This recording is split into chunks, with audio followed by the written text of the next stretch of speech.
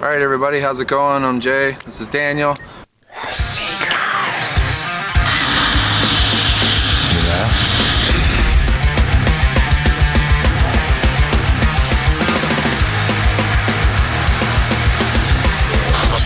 First hand. Did you pick up near that?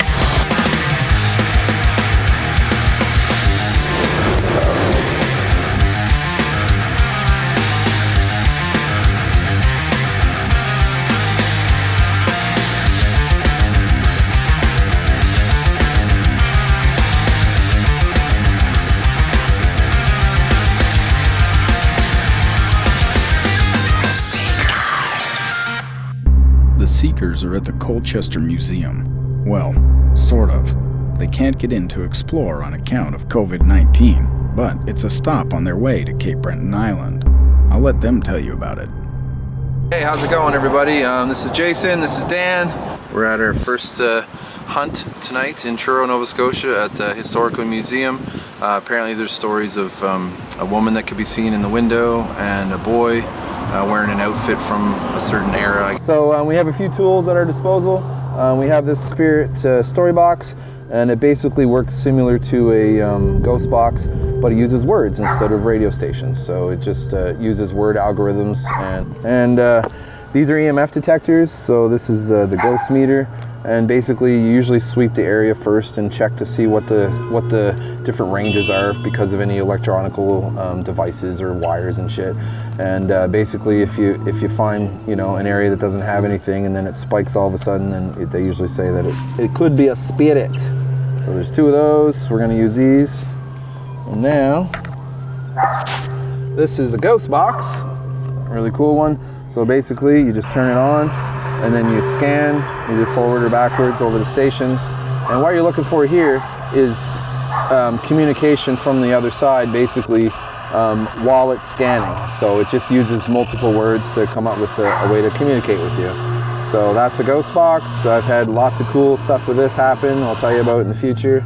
And this is basically just our recorder that we use to record everything for EVPs and shit. All right, so apparently, Scott, up in these windows, people have seen a little boy and a woman apparition. So we're looking, we ain't seeing nothing, but maybe they'll talk to us. So is anybody here? They want to say anything to me or Dan? Me and Dan got the plan. We got a plan. The ghost fucking plan.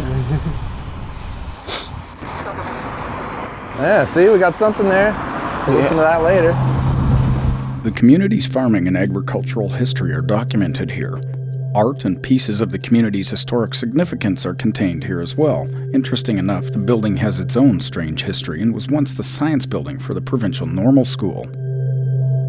So unfortunately we can't get in the building, but we're gonna go around the outside for a moment, see if we catch any EVPs.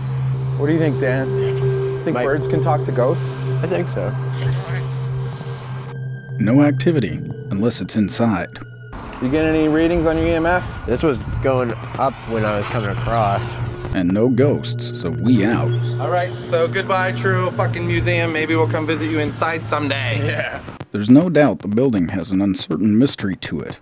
But if the Seekers can't get in, there's no point in sticking around. And it's only a pit stop anyway.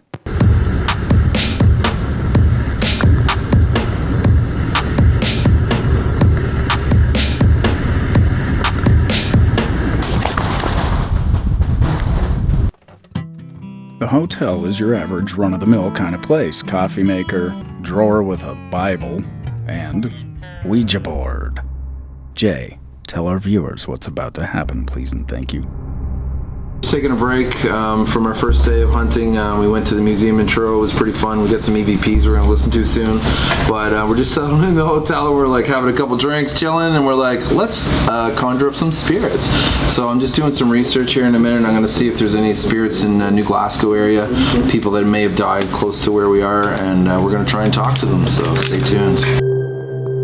A quick internet search reveals several haunting stories in the nearby community of Caledonia Mills, a community located in Antigonish, Nova Scotia. The haunting is said to be the spirit of 16-year-old adopted child Mary Ellen MacDonald. Even the local township's website bears mention of the story, referring to the folklore as the fire spook of Caledonia Mills. But that's not enough to deter the seekers from trying to channel Mary Ellen's spirit through a Ouija board. Witchcraft practitioners believe the salt serves as a protective barrier around the Ouija board, and according to the seekers, it also looks pretty damn cool. It actually makes the Ouija board look really cool. Thank you for the salt for our occult practices. You thought it was for our French fries. You were wrong! You were wrong! With the Ouija board ready, Jay and Dan go outside to light the sage grass in an attempt to have a smudge ceremony, but the wind won't cooperate. And that won't be the last of their problems. Gotta get it red so it's smoking good. They can't get it lit. There we go. Oh. First hand. Cheers. First hand. Did you fucking hear that? Back inside, the seekers have trouble keeping the board still. Oh, the stupid board is fucking gonna move. Ready, go. We have to do it ourselves. We have to go in a circle. But the board's moving. This fucking sucks, dude. We gotta do it on the bed. Come on. This table's too slippery. Jay's energy takes a negative turn. With the sage grass not working and the board not sitting still, he forgets the salt precaution.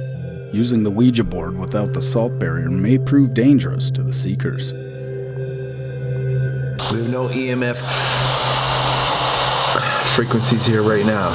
In fact, there's no activity outside what you'd expect at any normal hotel, but the Ouija ceremony hasn't begun. The planchette needs to be warmed up first. This involves moving the planchette in circles. Go. So we have to go in a circle. Okay, we're looking to speak with Mary Ellen. Mary Ellen, are you here? Mary Ellen, are you here? Tell us. Yes or no, are you here? Yes.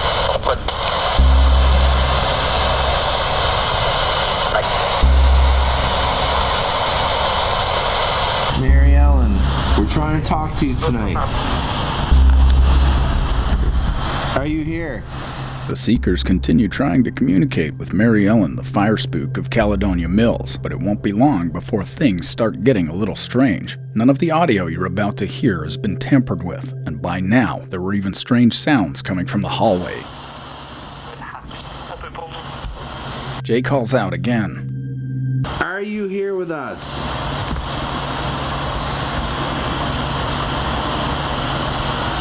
Can you spell your name?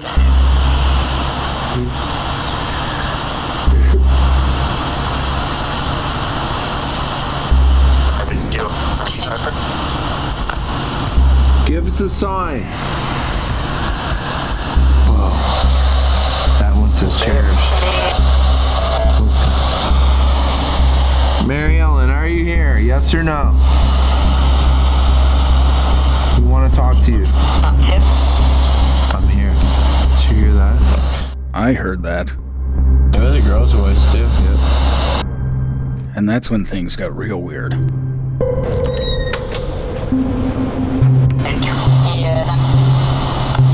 What are you trying to spell? Goodbye. This concludes our Ouija ceremony for the evening. Although the opening doors and odd sounds make the empty hotel an interesting stop, the seekers push on. Come on. How long have you been dead for? Can we be friends? Can you talk to us? Until we observed something in the hallway. What many describe as an orb appeared from nowhere and went into a room.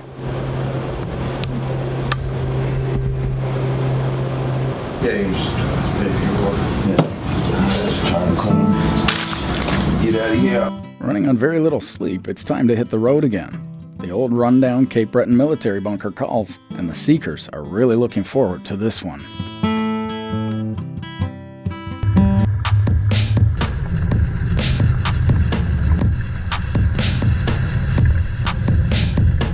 But first, an unplanned hunt.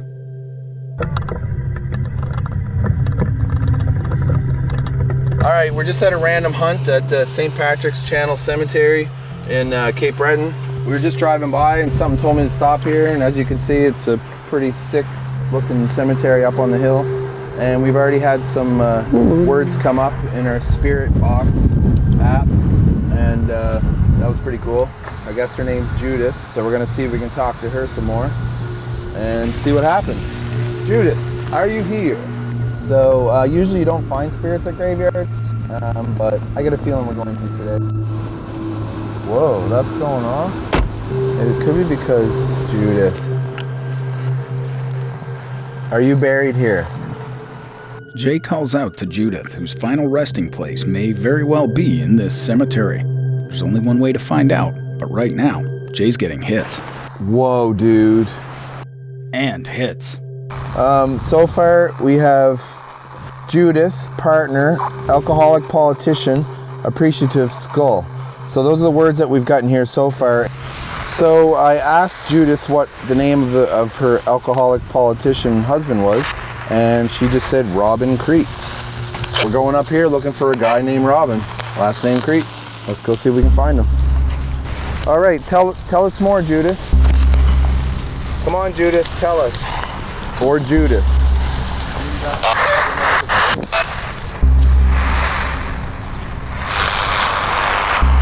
Jay notices something. Dan, look at that.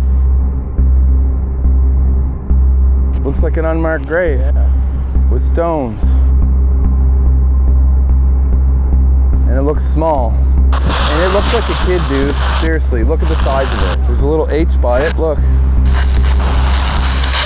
See that? There's not even like any radio stations out this way or anything. But the Seekers can't burn all their daylight here. There's a haunted bunker to get to that's a ways up the road. It's a great day for travel though, and with all the paranormal activity the Seekers have already seen, one can't help but wonder what's around the bend. Next stop, the haunted rundown old military bunker. Brace yourselves. Things are about to get really real.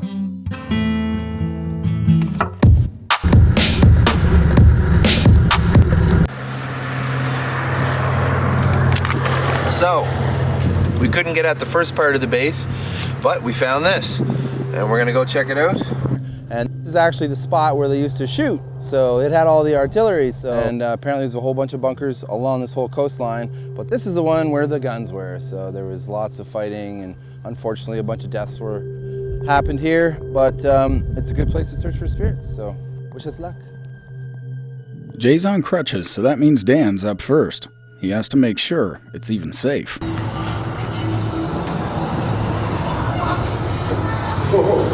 That was a creepy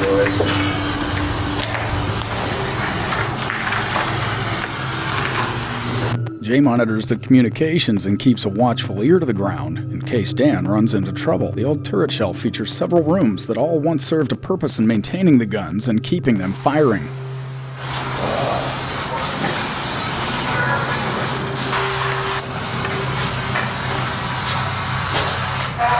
Dan doesn't seem too impressed with what he sees, but usually that's a good sign, so he's not long before he's setting up the gear.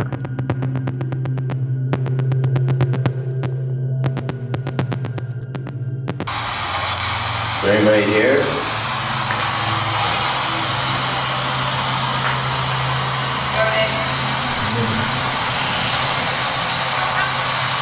The equipment's been giving off strange signals since the Seekers arrived at the bunker. Odd noises in the form of words emanate from the devices among robotic tones and other oddities, but no solid visuals on anything except for the abundance of graffiti art and the cave-like formations growing from the ceiling.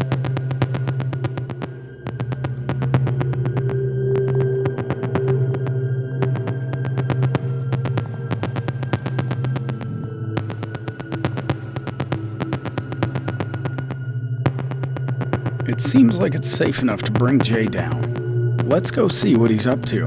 Here we are. This is how dedicated we are at Seekers. We go through the garbage of life, look, to find ghosts.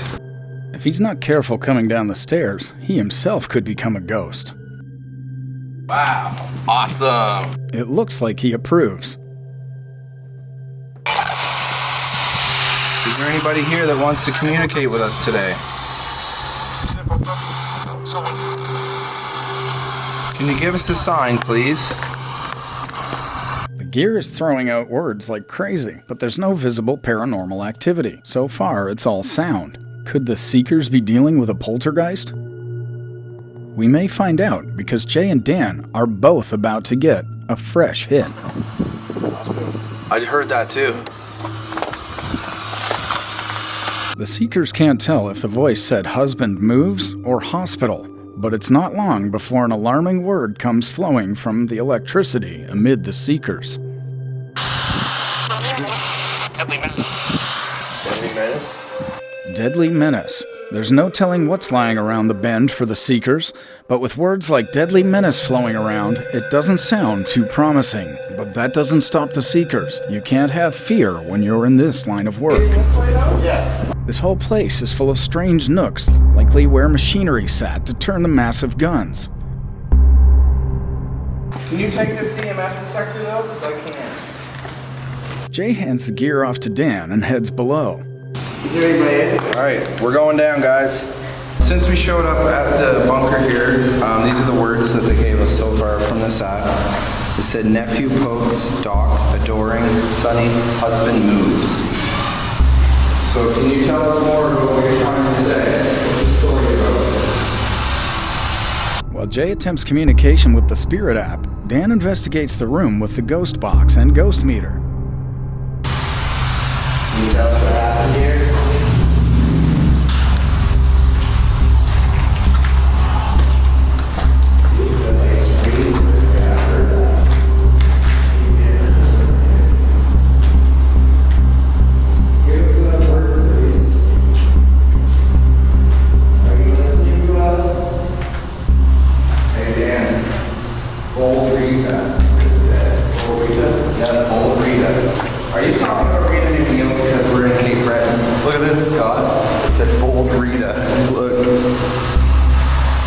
Are we talking to Rita McNeil's spirit?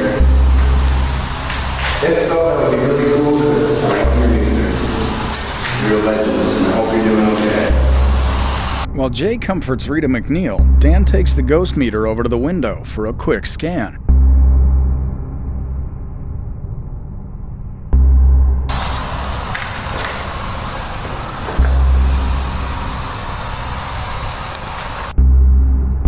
Nothing here, except some strange adhesive left on the wall.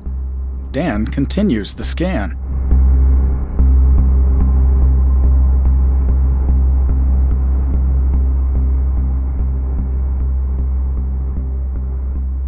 And Jay keeps trying to reach Rita McNeil. Rita, talk to me. Let me know what's going on. Rita, give us a word.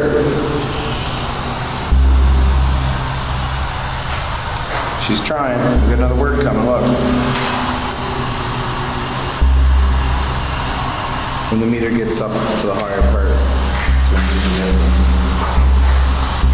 set this down. So I'll get a couple pictures. As Jay sets up to take a few photographs, Dan gets a hit. A big one. We'll see what they find right after this. Hey, I'm Mark DeVoe. This is DeVoe Effects Special Effects Makeup Studio out of Nova Scotia.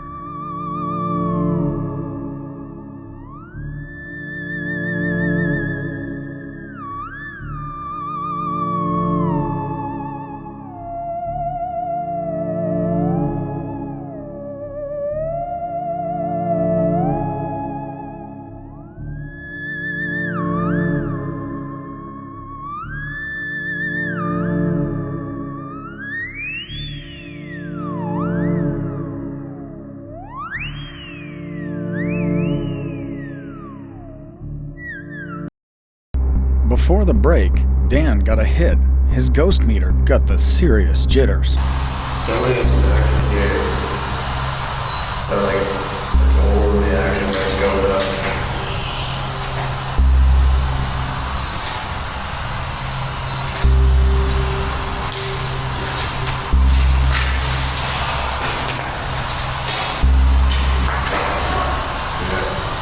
Goes from 0 to at least halfway up to 1. There's either electricity behind that wall. What, are you getting the detection there? This is big. Yeah, making it like, what? Oh yeah. What do you mean no wire? And then you pull it back, and that's zero, see? It's up there now. Pull it back to the back.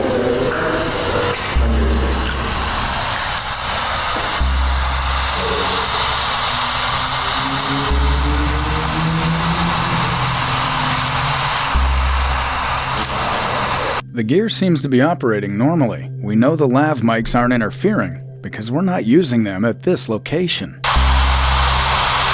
So what's happening? Jay and Dan are puzzled. This may be the first time the Seekers don't have answers. There's someone there?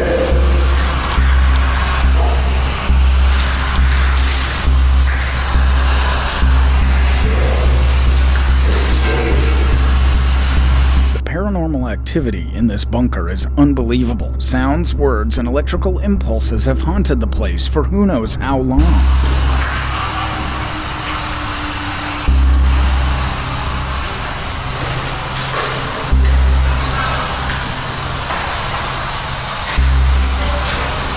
Is there something you can tell me about this place? We'll be back with more Seekers right after this. The paranormal show you've been waiting for. Brought to you by Wild 77 Media Limited. From director Scott H. Wild comes the realest paranormal show on Earth. New tools, gadgets, and more locations.